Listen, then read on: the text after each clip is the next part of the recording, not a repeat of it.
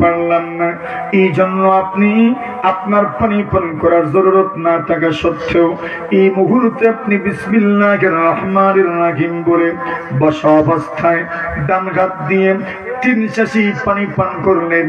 আল্লাহ রাসূলের 4টা সুন্নতের উপর আপনার আমল হয়ে গেল। এইভাবে যদি কেউ সুন্নতের উপর আমল করতে পারে, রাসূল খুশি হয়ে যাবেন। রাসূল যদি খুশি হয়ে যান, আল্লাহ খুশি হয়ে যাবেন।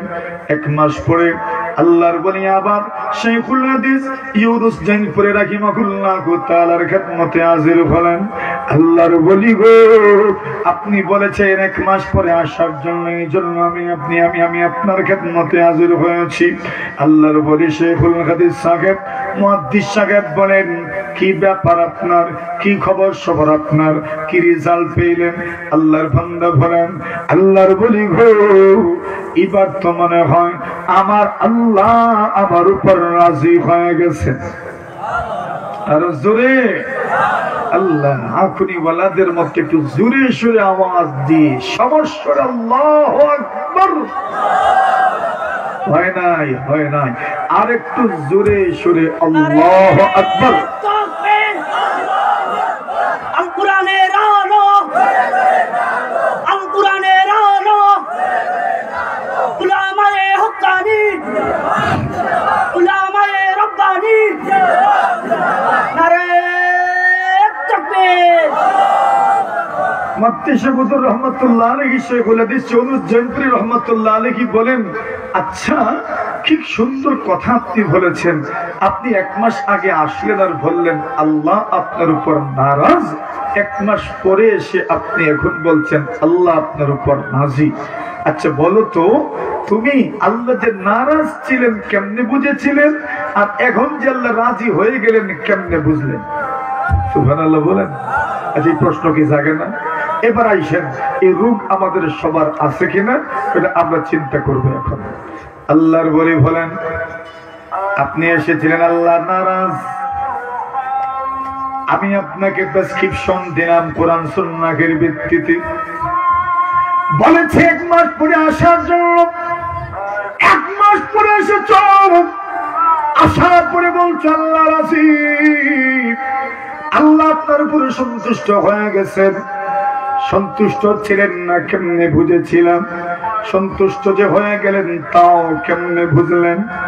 আল্লাহর বলি বলেন, ওগো আল্লাহর বলি, আমি যখন আপনার খেদমতে হাজির হয়েছিলাম তখন আমার মনের অবস্থা ছিল, আমার নামাজ পড়তে ভালো লাগতো না, রোজা রাখতে ভালো লাগতো না, নফল রোজা রাখতে আমার মন চাইতো না, তাসবিহ পড়তে ভালো লাগতো না, আল্লাহর জিকির করতে ভালো লাগতো না। আল্লাহর বলে গো, আপনার কাছে যখন আসলাম, আপনার সোহবতে বসলাম, দিন আপনার সোহবতে আমি ছিলাম, সোহবতে থাকার পরে যখন আপনি ব্যবস্থা পত্র দিলেন, প্রেসক্রিপশন দিলেন, আপনি বলেছেন দুরূদ শরীফের উপর আমল করার জন্য, আপনি বলেছেন খুঁজে খুঁজে তালাশ করে করে ইহতিমাম এবং গুরুত্বের সাথে নবীজির সুন্নতের উপর আমল করার জন্য। আমি ওই 2টা আমল যখন কন্টিনিউ করেছি, তখন আমার আল্লাহ আমার অন্তরকে এমন করে দিয়েছেন, এখন তো আমার নামাজ পড়তেও ভালো লাগে, রোজা রাখতেও ভালো লাগে, জিকির পড়তেও ভালো লাগে, তাসবিহ পড়তেও ভালো লাগে। আল্লাহর বলি গম, এইবার আমি অনুভব করতে পেরেছি আল্লাহ তাআলা মনে হয় আমার উপর রাজি আর খুশি হয়ে গেছেন। কেন আগে নামাজ পড়তে ভালো লাগতো না, রোজা রাখতে ভালো লাগতো না, তাসবিহ পড়তে ভালো লাগতো না, জিকির করতে ভালো লাগতো না, আমি বুঝতে পেরেছিলাম আল্লাহ আমার উপর নারাজ, এই জন্য আমাকে আল্লাহ বঞ্চিত রাখছেন, আল্লাহ আমাকে নেকির কাছ থেকে বঞ্চিত রাখছেন, দূরে রাখছেন।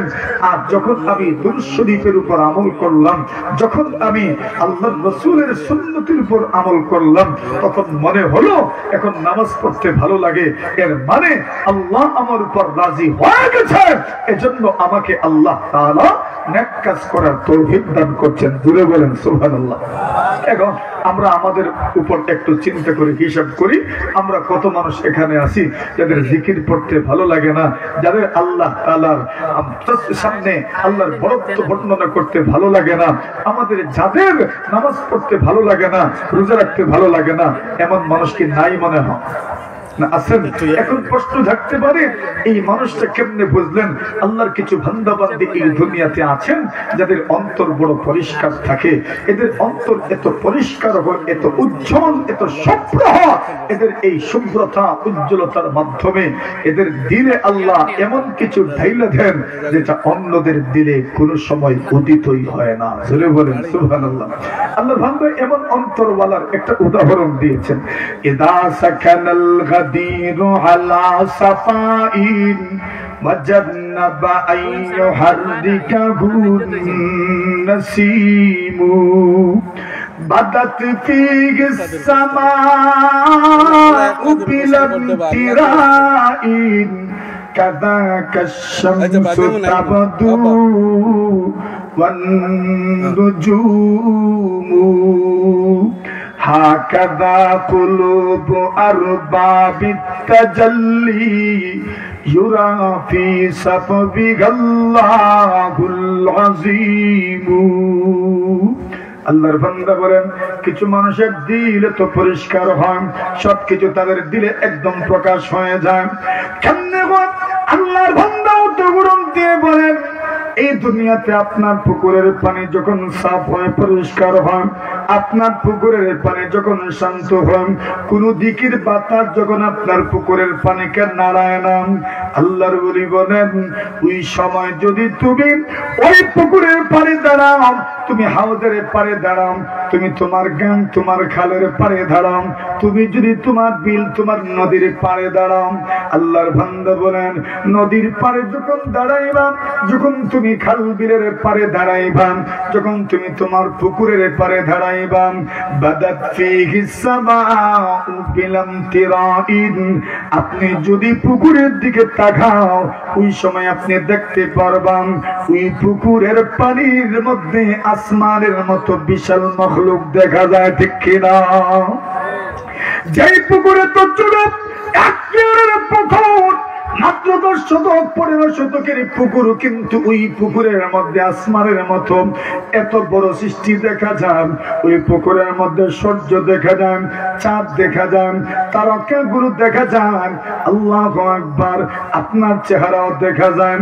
আল্লাহর বান্দা বলেন বাদাত ফীহিস সামাউ বিলামতিরাইন কাযাকা শামসু তাবদু ওয়ান নুজুম, এবার বলেন কাযাকা কুলুবু আরবাবিত তাজাল্লি, আহলে দিল যারা হন, হক্কানি রব্বানি উলামায়ে কেরাম যারা হন, আল্লাহর ওলি যারা হন, আল্লাহর ওলিদের সাথে যারা সুসম্পর্ক রাখেন, আল্লাহর ওলিদের সোহবতে যারা থাকেন, আল্লাহর ওলিদের সোহবত কি যেন গনিমত মনে করেন, আল্লাহর ওলি বলেন কাযাকা কুলুবু আরবাবিত তাজাল্লি ইউরা ফি সাফবিহাল্লাহুল আযীম। আল্লাহর ওলিদের দ্বারস্থ যদি হতে পারো, আল্লাহর বান্দা বলেন পুকুরের দিকে তাকাইলে যেমন আসমান দেখা যায়, আল্লাহর ওলিদের যদি দ্বারস্থ হওয়া যায়, এদের অন্তরের উজ্জ্বলতার শুভ্রতার মাধ্যমে মহান আল্লাহ পাককেও দেখা যায়। সুবহানাল্লাহ। আল্লাহকেও দেখা যায়। হক্কানি রব্বানি ওলির দ্বারস্থ যদি হতে পারেন, আপনি আল্লাহর ওলিদের অন্তরে যদি ঝুঁকি আপনি আঁকিমুখে ঝুঁকি করতে পারেন, যদি একটু তাদের অন্তরে ঝুঁকে দেখতে পারেন, তাদের দ্বারস্থ যদি হতে পারেন, তাদের কলবের সাথে যদি নিজের কলবের কানেকশন তৈরি করতে পারেন, তাহলে তাদের অন্তরের মাধ্যমে আপনি আল্লাহকে দেখতে পারবেন। কোন বিশ্বাস হয়নি আপনাদের? কেমনে হন? আল্লাহ রাসূলকে আল্লাহ জানায় দিয়েছেন, এদেরকে বলুন যদি মহব্বত করে আপনার যেন অনুসরণ করে, ফলাফল কি? ইউহিব্বুকুমুল্লাহ, আল্লাহ এদেরকে মহব্বত করবেন। 2 নম্বর ওয়ায়াগফির লাকুম যুনুবাকুম, আল্লাহ তাদের জীবনের সব গুনাহ মাফ করে দিবেন।